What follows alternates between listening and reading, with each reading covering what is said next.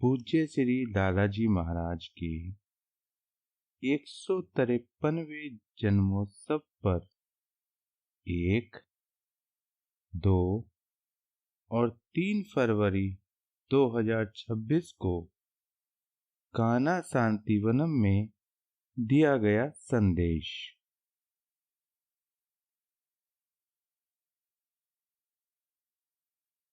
विभाजित हृदय। प्रिय मित्रों, मेरे सामने एक व्यक्ति बैठा था जिसकी उम्र 50 के आसपास थी। बाहरी तौर पर वह हर मापदंड पर सफल था, लेकिन जब वह बोल रहा था तब उसके हाथ हल्के से कांप रहे थे। उसने कहा, मैं जानता हूं कि मुझे क्या चाहिए और मैं यह भी जानता हूं कि मुझे क्या करना चाहिए। फिर भी जब वह क्षण आता है तब मैं वही कर बैठता हूं जिसके लिए मैंने स्वयं से वादा किया था कि अब कभी नहीं करूंगा। हर बार जब मैं अपने आप से किए गए वादे से पीछे हट जाता हूं तब ऐसा लगता है मानो अपने अस्तित्व का एक अंश ही खो बैठा हूं। मुझे अपने किए पर भारी पछतावा होता है। अपने भीतर अत्यधिक शर्म महसूस होती है और फिर भी वही प्रवृत्ति लौट आती है। वह न तो हिंसा की बात कर रहा था, न चोरी की और न ही किसी दूसरे के साथ विश्वासघात की। वह उससे कहीं अधिक अंतरंग, कहीं अधिक स्थायी और अपने ही ढंग से कहीं अधिक विनाशकारी विषय की बात कर रहा था। मानव हृदय के भीतर कामना और आकांक्षा के बीच चलने वाला निरंतर संघर्ष।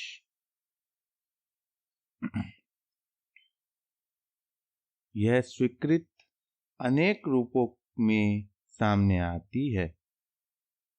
वह मध्यवयस्क कार्यकारी जो बाध्यकारी आदतों के चक्र से मुक्त नहीं हो पाता, वह आध्यात्मिक साधक जो निष्ठापूर्वक सफाई तो करता है, फिर भी पाता है कि वही प्रवृत्तियां लौट आती हैं।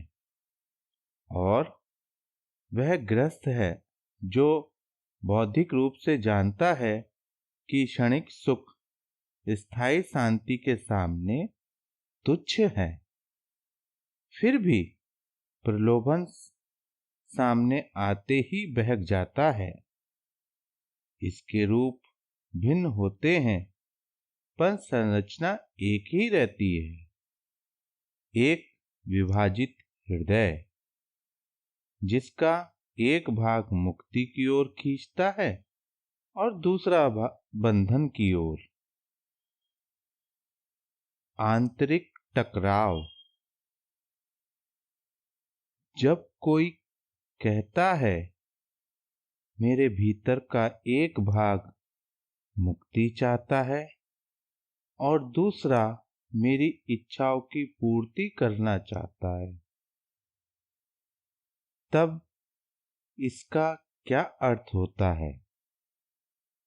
इसका अर्थ है कि हृदय ने अभी तक पूर्ण रूप से निर्णय नहीं किया है, या कहें उसने सोच समझकर चयन नहीं किया है।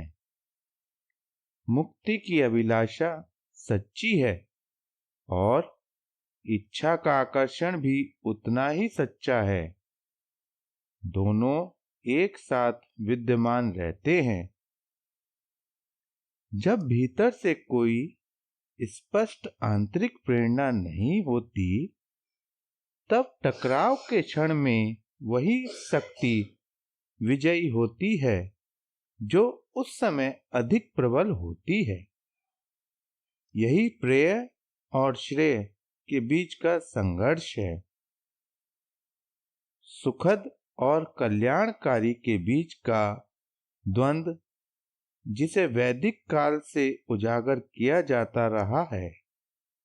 जब मन बटा होता है, तब आंतरिक पुकार में वह अनुनाद नहीं कर रह जाता जो दिव्य तक पहुंच सके, क्योंकि हृदय का आधा भाग अभी भी सांसारिक किनारे को थामे रहता है।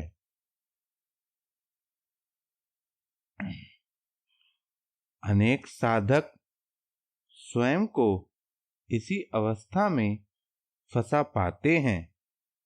वे ध्यान करते हैं, शाम की सफाई करते हैं, 10वें नियम का पालन करते हैं, रात को सोते समय अपनी की गई गलतियों के लिए पश्चाताप करते हैं, क्षमा मांगते हैं और उन गलतियों को न दोहराने का वादा करते हैं।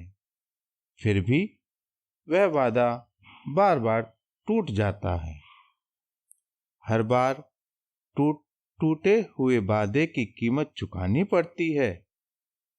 आत्मविश्वास कम होने लगता है, इच्छा शक्ति कमजोर पड़ जाती है और उनके भीतर एक सूक्ष्म निराशा घर करने लगती है। धीरे धीरे उनमें यह भाव उभर आता है कि शायद मुक्ति दूसरों के लिए है, पर उनके लिए नहीं। तो फिर गलती कहां हो गई? दो भेड़िए। एक प्राचीन शिक्षा है जो अनेक संस्कृतियों में प्रचलित है कि प्रत्येक मानवीय हृदय के भीतर दो भेड़िए निवास करते हैं। एक भेड़िया हमारे उच्चतर स्वभाव, धैर्य, करुणा, सत्य, अनुशासन और शाश्वत तत्वों के प्रति प्रेम का प्रतिनिधित्व करता है। दूसरा भेड़िया हमारे निम्न स्वभाव, आवेग, लालसा, छल, भोग, विलास और नश्वर वस्तुओं में आसक्ति का प्रतीक है। एक युवक ने अपने गुरु से पूछा, इनमें से कौन सा भेड़िया जीत जाता है? गुरु ने शांत स्वर में उत्तर दिया,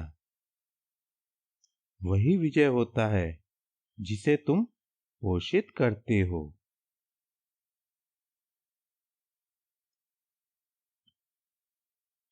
यह शिक्षा तो सरल है, लेकिन इसे लागू करना आसान नहीं है।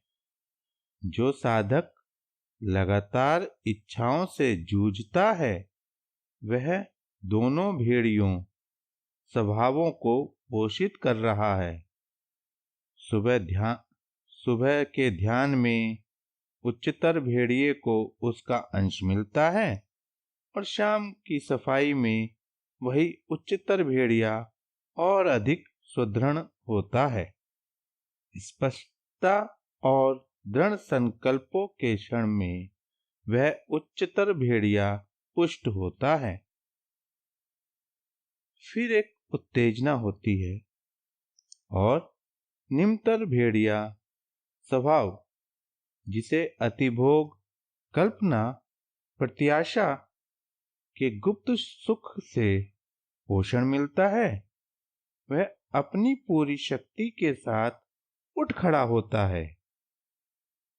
उसे टकराव के क्षण में वही भेड़िया विजयी होता है जो अधिक बलवान होता है। समस्या यह नहीं है कि साधक में निम्नतर प्रकृति है, यह तो सभी में होती है। समस्या यह है कि पोषण अत्यधिक संतुलित रहा है, जिसने दोनों भेड़ियों को जीवित और सशक्त बनाए रखा है। इसलिए संघर्ष चलता रहता है, क्योंकि किसी भी पक्ष को निर्णायक रूप से कमजोर होने नहीं दिया गया है। केवल सफाई क्यों पर्याप्त नहीं हो सकती?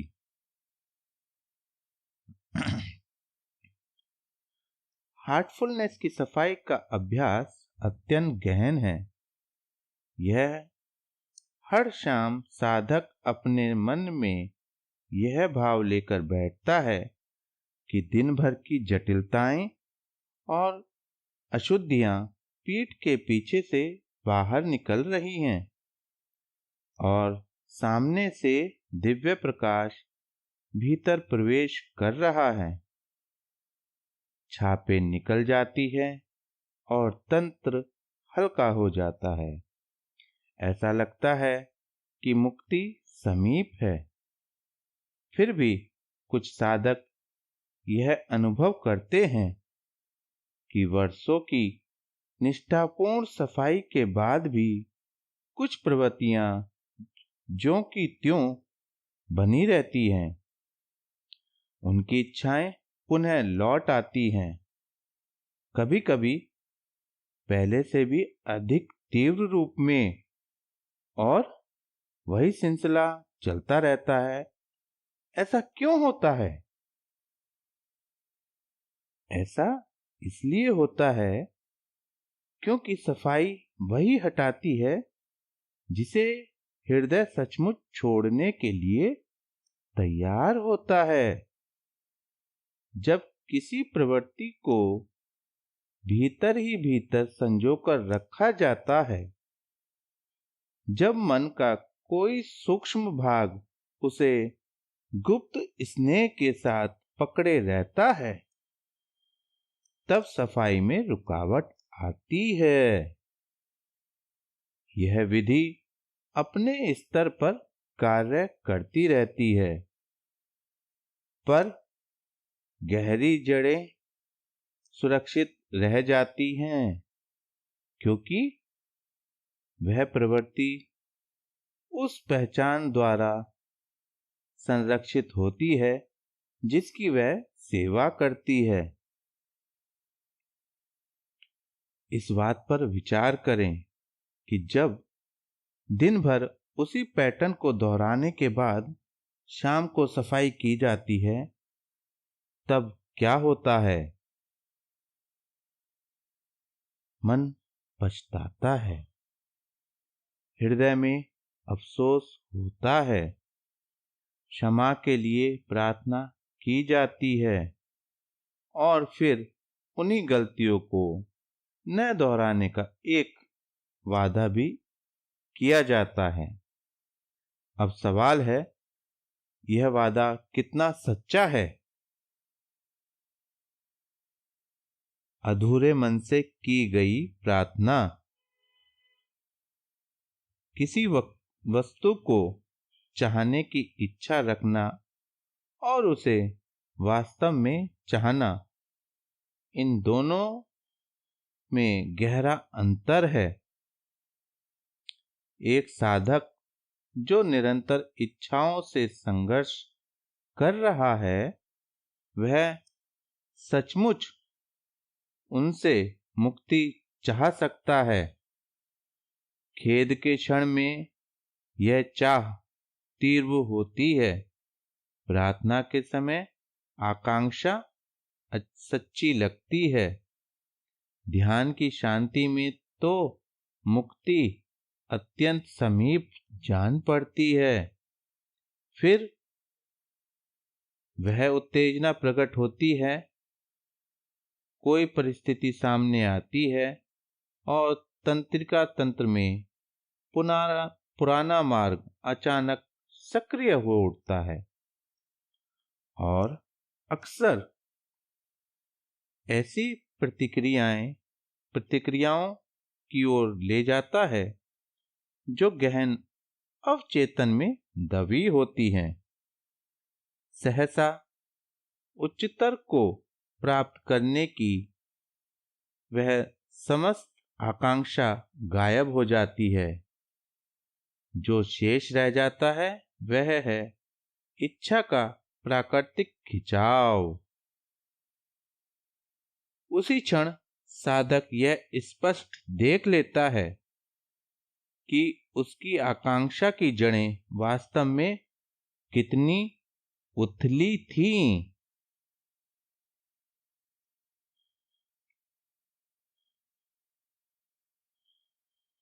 यह कोई पाखंड नहीं है,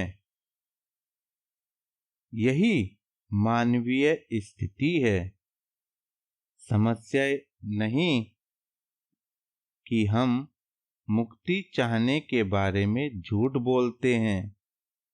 समस्या यह है कि हमने अब तक ऐसी गहरी आकांक्षा विकसित नहीं की जो इस टकराव में जीवित रह सके।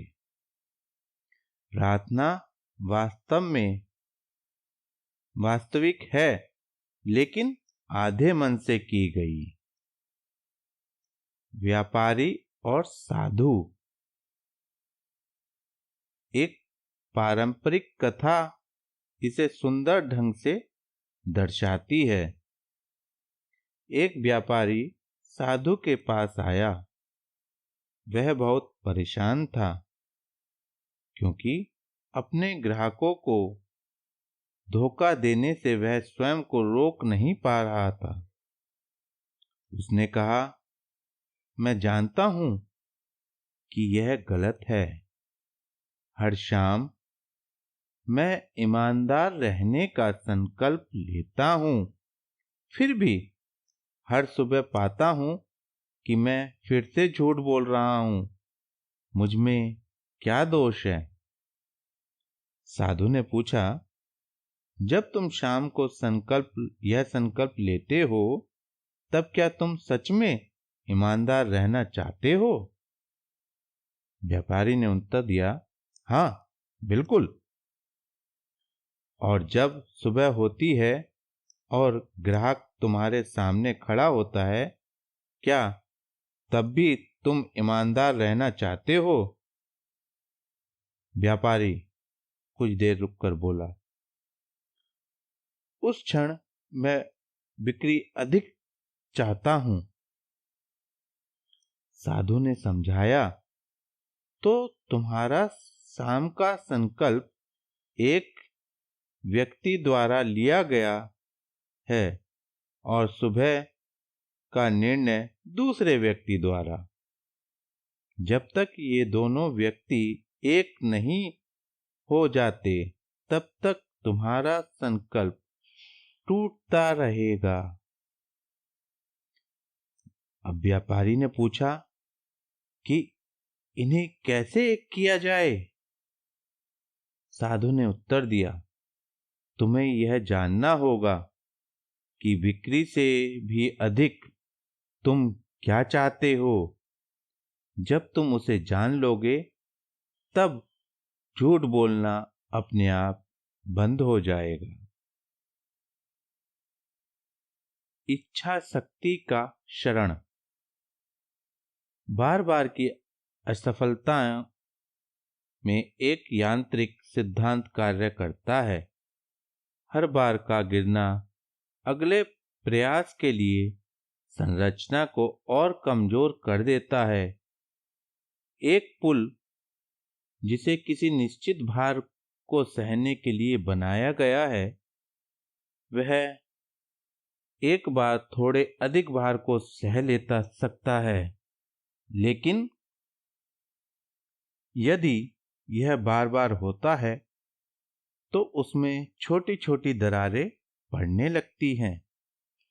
भले ही बाहर से वह पुल अभी भी मजबूत दिखाई दे, लेकिन क्षति भीतर ही भीतर होती रहती है।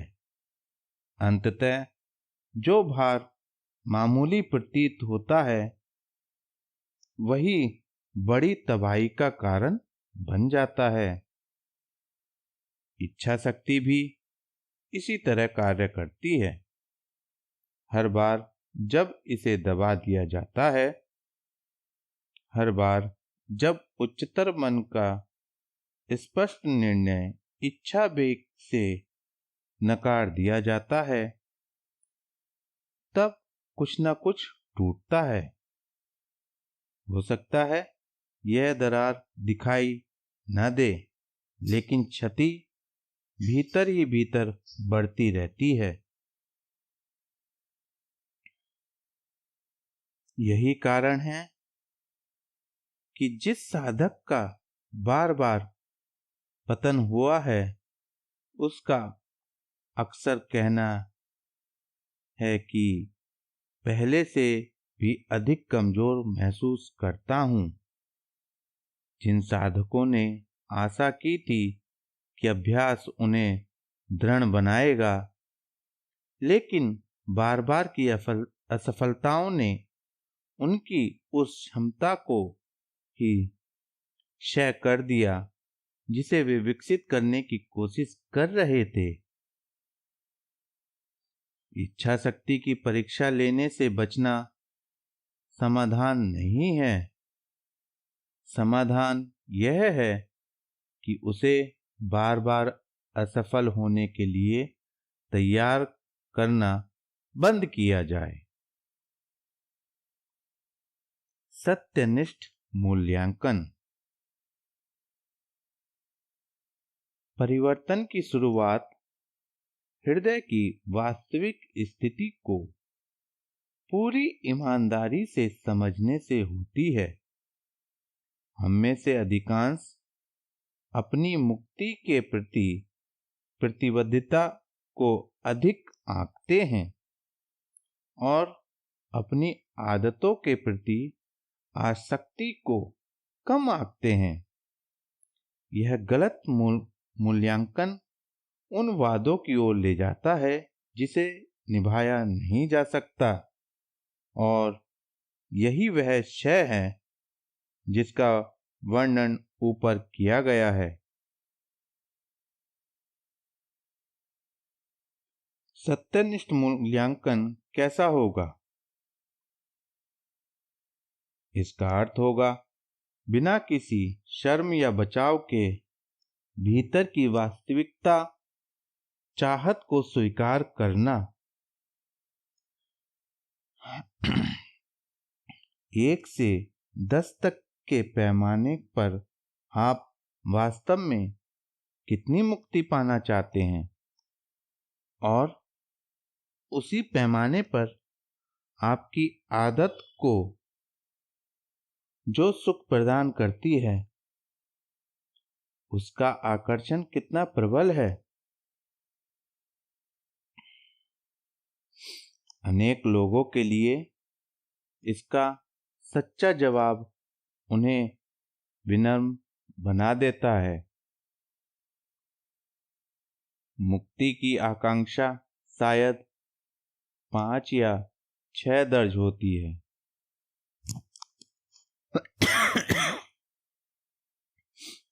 जबकि पुरानी आदत का खिंचाव 8 या 9 हो सकता है। इन अनुपातों को देखते हुए किसी भी टकराव का परिणाम पहले से बताया जा सकता है। फिर भी निराशा का कारण नहीं है, यह रणनीति बनाने का कारण है। यदि आपकी आकांक्षा इच्छा के खिंचाव से कमजोर हो जाती है, तो अपनी आकांक्षा पर कार्य करें। ऐसे वादे न करें जिन्हें मौजूदा अनुपात पूरा नहीं कर सकता। इसकी बजाय अनुपात को ही बदलने पर ध्यान दें। इस तड़प को क्या बढ़ाता है? दिव्यता के प्रति तड़प इच्छा शक्ति से नहीं बढ़ती। यह दिव्य शक्ति की संगति और उससे उत्पन्न होने वाले तारतम्य से विकसित होती है। जब हम ध्यान में समय बिताते हैं, तब हमारी चेतन अनुभूति से परे भी कुछ घटित होता है। साधक का तंत्र प्राणाहुति को ग्रहण करता है और हृदय उस संपेशित अवस्था का कुछ अंश अपने भीतर आत्मसात कर लेता है। समय बीतने के साथ प्राणाहुति का निरंतर संप्रेषण एक नया आधार बनाता है। एक नई सामान्य व्यवस्था बनती है और हमारे अंदर संभावनाओं की नई समझ उत्पन्न होती है। इसी कारण सत्संग अर्थात सत्य के संग को इतना महत्व दिया गया है।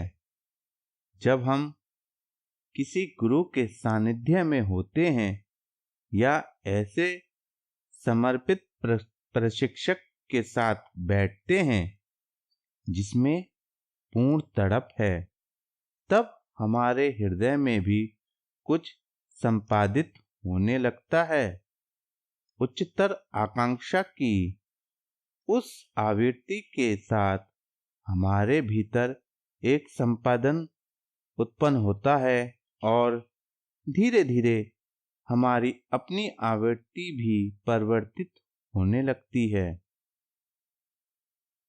इसी प्रकार उन महापुरुषों के वचनों को पढ़ने में बिताया गया समय, जिन्होंने यह यात्रा पूरी कर ली है, हमारे संस्कार और प्रवृत्तियों से परे के सत्य पर मनन करने में बिताया गया समय और ऐसी सेवा में बिताया गया समय जिसमें ध्यान स्वयं से हटकर दूसरों की ओर जाता है, ये सारा समय भीतर के उच्चतर पक्ष को पोषित करता है, जबकि निम्नतर पक्ष को कम ध्यान मिलता है।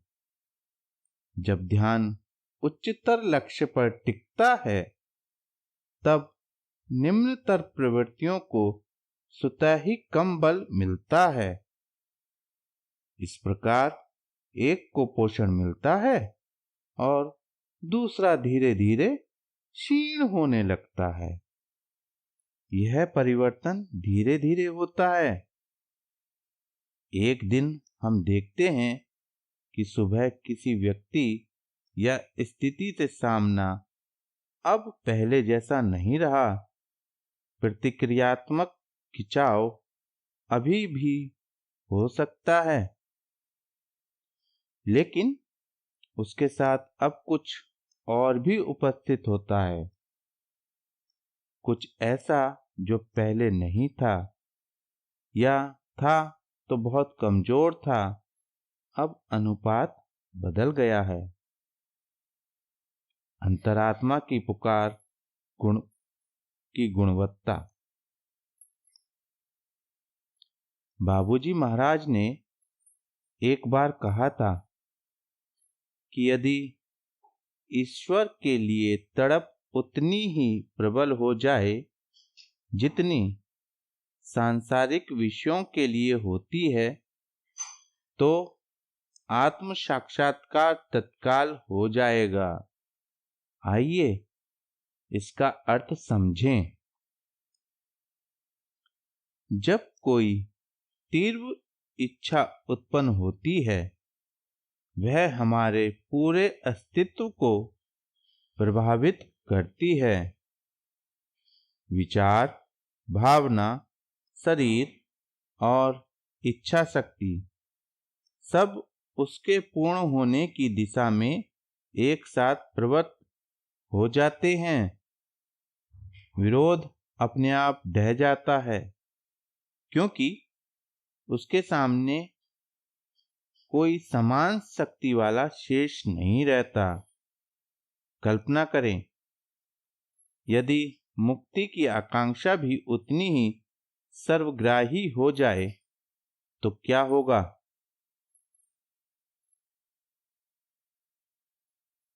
तब उसे निम्नतर इच्छाओं से संघर्ष करने की आवश्यकता नहीं पड़ेगी, क्योंकि वह उन्हें अपने में विलीन कर लेगी।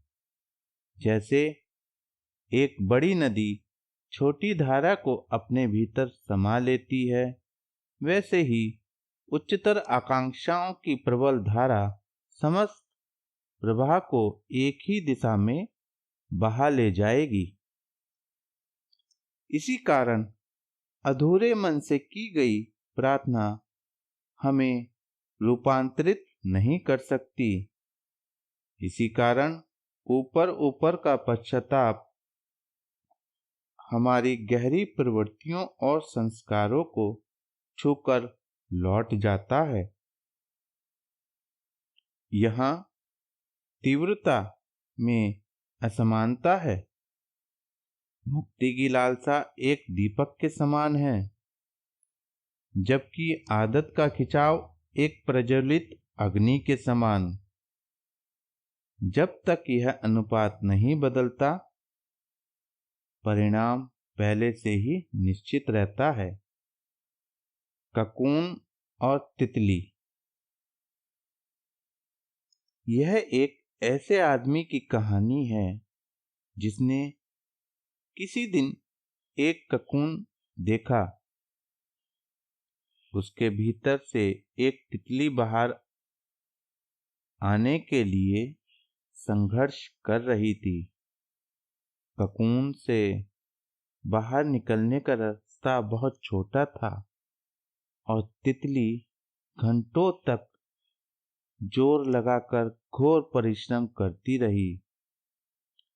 उस आदमी को तितली पर दया आ गई। उसने कैंची ली और ककून को थोड़ा काट दिया ताकि रास्ता बड़ा हो जाए। तितली आसानी से बाहर तो आ गई, लेकिन उसका शरीर सूज गया था, पंख सिकुड़ गए थे, इसलिए वह कभी उड़ नहीं सकी। वह आदमी यह नहीं समझ पाया कि उस छोटे से मार्ग से होकर बाहर निकलने का संघर्ष प्रकृति की योजना का हिस्सा था। उसी संघर्ष के द्वारा तितली के शरीर का द्रव उसके पंखों में प्रवाहित होना था।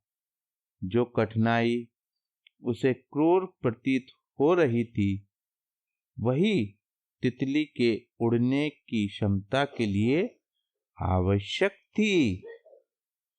उसी प्रकार जो साधक अपने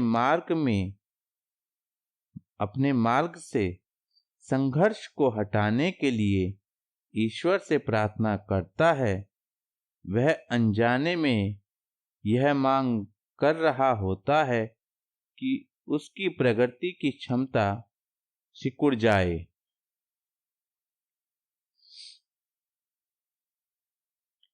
अनेक साधक अपनी प्रवृत्तियों से मुक्ति पाने के लिए प्रार्थना करते हैं।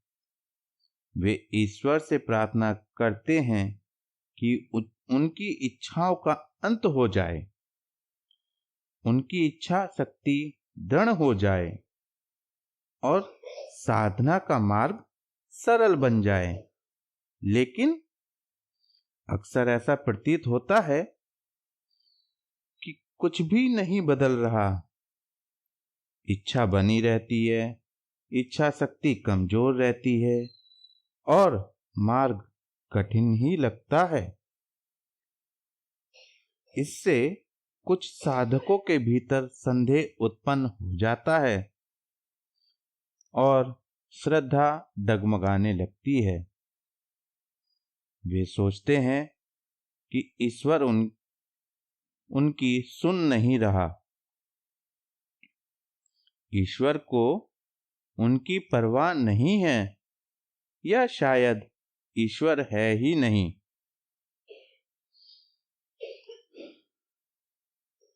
लेकिन एक अन्य संभावना भी है। क्या होगा यदि ईश्वर कठिनाई को ही रूपांतरण का साधन बनाए?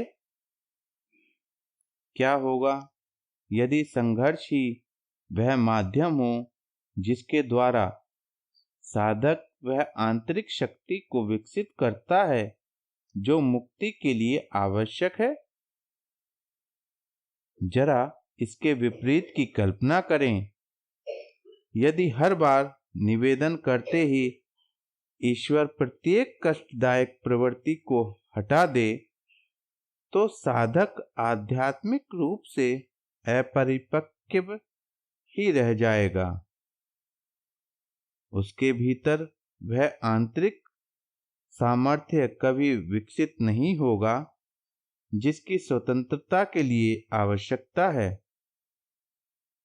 वह मुक्त तो हो जाएगा पर स्वतंत्र नहीं बनेगा। इसलिए संघर्ष ईश्वर की उदासीनता का प्रमाण नहीं है, वह तो सीखने और प्रगति करने का साधन है। सच्चे पश्चाताप का क्षण। खेद और पश्चाताप में अंतर।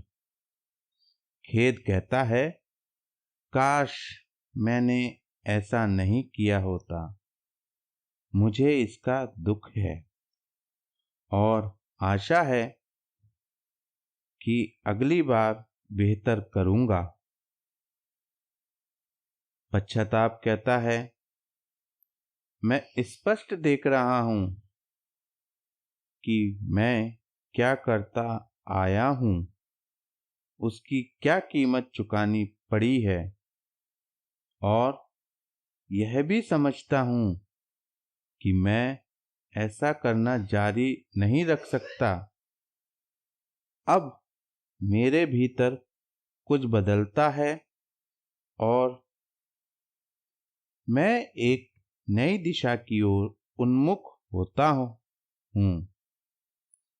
खेद भावनात्मक होता है और अक्सर अपराध बोध और शर्मिंदगी के बढ़ते बोझ के साथ जुड़ा होता है, जबकि पश्चाताप अस्तित्वगत होता है। खेद चेतन स्तर पर आता जाता रहता है, लेकिन यह हमारी अवचेतन प्रवृत्तियों पर लगातार प्रभाव डालता रहता है, जबकि पश्चाताप एक स्पष्ट पहले और बाद की स्थिति को चिन्हित करता है और यह प्रवृत्तियों को भंग करने के लिए कार्य की मांग करता है। बाबूजी महाराज का 10वां सिद्धांत केवल खेद नहीं बल्कि पश्चाताप पर बल देता है। बाबूजी द्वारा वर्णित प्रार्थी मनोभाव स्वयं के प्रति दया या दुख का भाव नहीं है, बल्कि यह ईश्वर के समकक्ष बाल सुलभ सच्चाई व्यक्त करने की दशा है। न कुछ छिपाना, न कोई बचाव, केवल हृदय की वास्तविक दशा प्रस्तुत करना और सहायता के लिए आग्रह करना। यह पश्चाताप वास्तविक होता है तब साधक ऐसे वादे नहीं करता जिन्हें वह निभा न सके। इसकी बजाय वह कहता है, मैं यही हूं, मैं यही करता आया हूं। मुझे नहीं पता कि मैं इसे रोक पाऊंगा या नहीं, लेकिन मुझे मालूम है कि मैं रोकना चाहता हूं। कृपया मेरी सहायता करें। इस प्रकार की प्रार्थना हमारी आदतों और प्रवृत्तियों से अधिक गहराई तक पहुंचती है। ऐसी सच्चाई कृपा के कार्यों करने के लिए मार्ग बनाती है।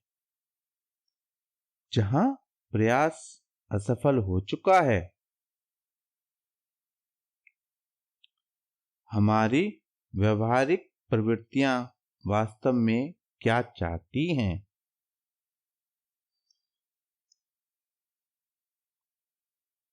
एक रहस्य है जो इच्छाओं के साथ हमारे संबंध को तुरंत बदल देता है।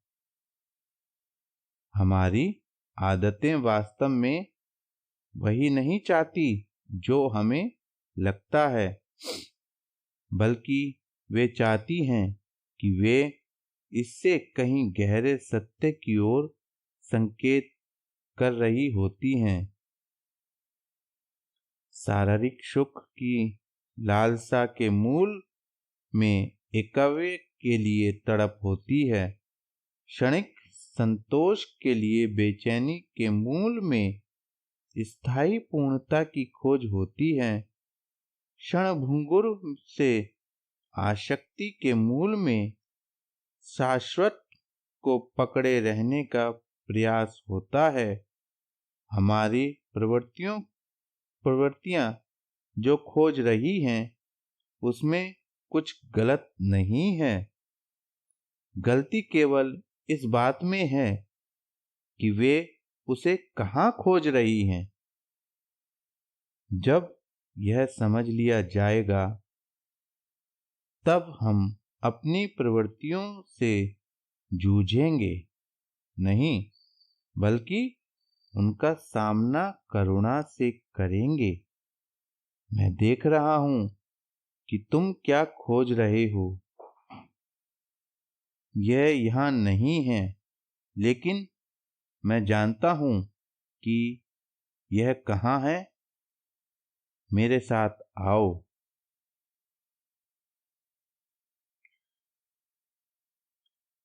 यह प्रतिक्रिया किसी प्रवृत्ति से लड़ने, उसे दबाने या उसके अस्तित्व को नकारने से भिन्न है। लड़ाई केवल दोनों पक्षों को मजबूत करती है और नकारना अवचेतन में इस प्रवृत्ति को बढ़ाते जाता है। जहां यह फिर से सक्रिय हो सकती है, वही किसी बात पर प्रकाश डालने से गलतफहमी जड़ से समाप्त हो जाती है। वह मोड़ जो सब कुछ बदल देता है।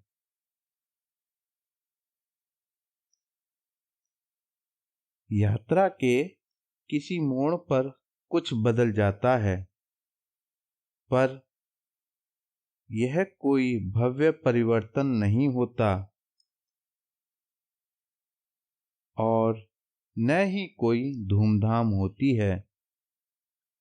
अक्सर हम इसे तुरंत महसूस नहीं करते, लेकिन हमारा केंद्रीय संतुलन बदल जाता है।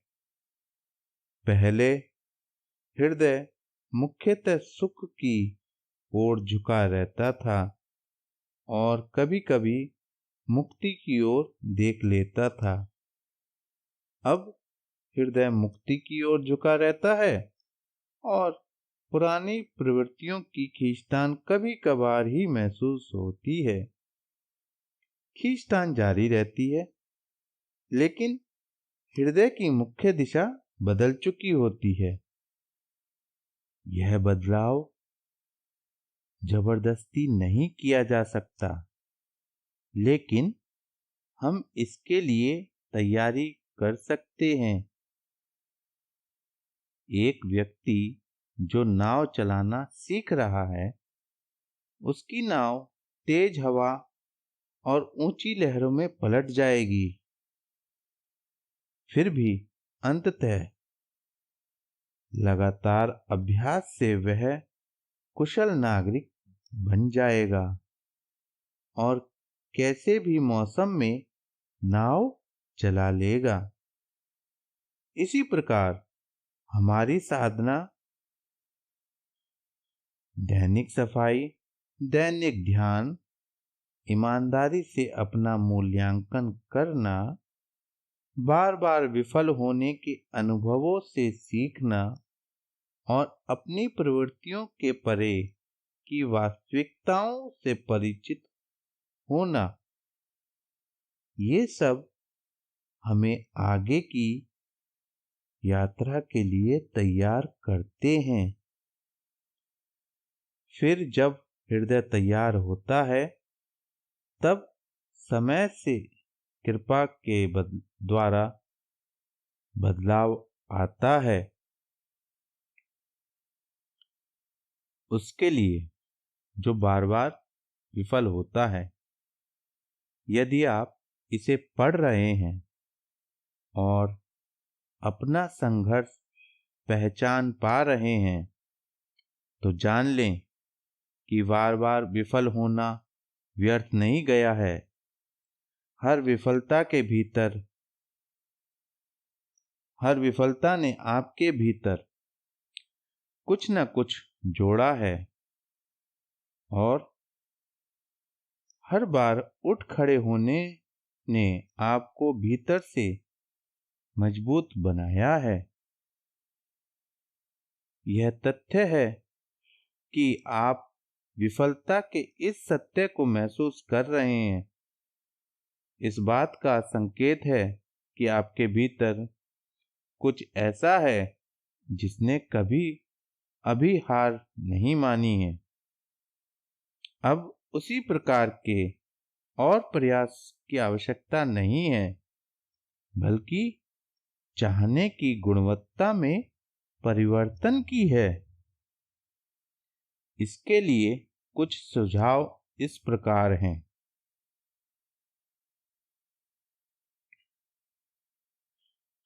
ऐसे वादे करना बंद करें जिन्हें आप निभा नहीं सकते हैं। इसके बजाय ईमानदारी से आत्म मूल्यांकन करें कि आप वास्तव में कितनी स्वतंत्रता चाहते हैं।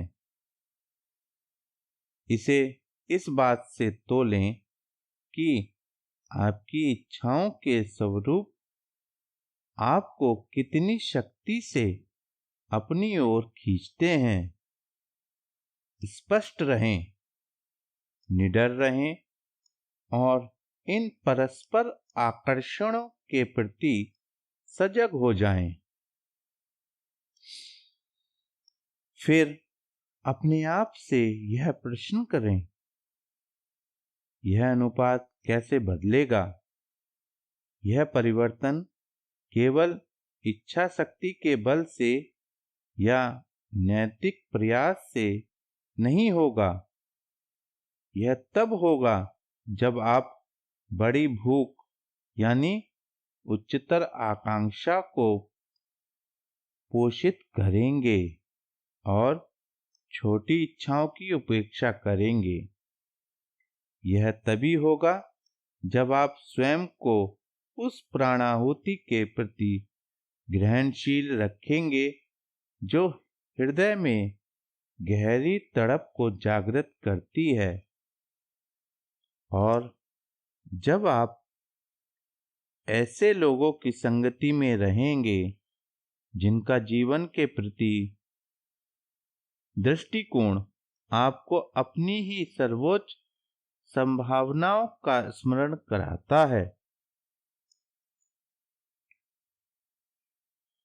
वह वादा जो निभाने योग्य है।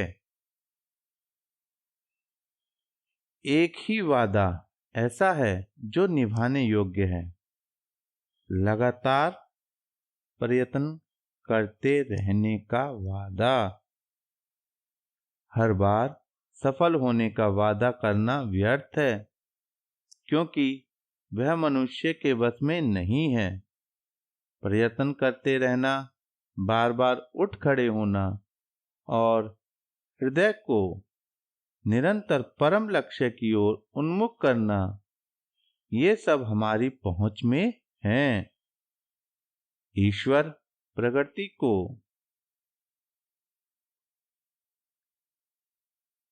असफलता के अभाव से नहीं मापता, वह उसे साधना के निरंतरता से मापता है। जो साधक 1000 बार गिरकर 1001वीं बार उठकर खड़ा होता है, उसने यह सिद्ध कर दिया कि उसने मार्ग का त्याग नहीं किया है। यह न छोड़ने का संकल्प ही विजय है और यह निरंतरता ही रूपांतरण है। कालांतर में जो प्रयास हठपूर्ण और यांत्रिक प्रतीत होता है, वही स्वाभाविक प्रवृत्ति बन जाता है। जो संघर्ष था वह प्रभाव बन जाता है और जो विभाजित था वह एकीकृत हो जाता है। विभाजित हृदय सदा के लिए विभाजित नहीं रहता। एक दिन बिना किसी दिखावे के वह सहज ही अपनी दिशा पा लेता है और तब उसे आश्चर्य होता है कि पहले कभी किसी दूसरी ओर क्यों मुड़ा था। अंतःकरण के भीतर का यह संघर्ष वास्तविक है। इससे होकर जाने का मार्ग है सच्ची तड़प। इसका परिणाम चेतना की प्रकृति में पहले से ही अंकित है।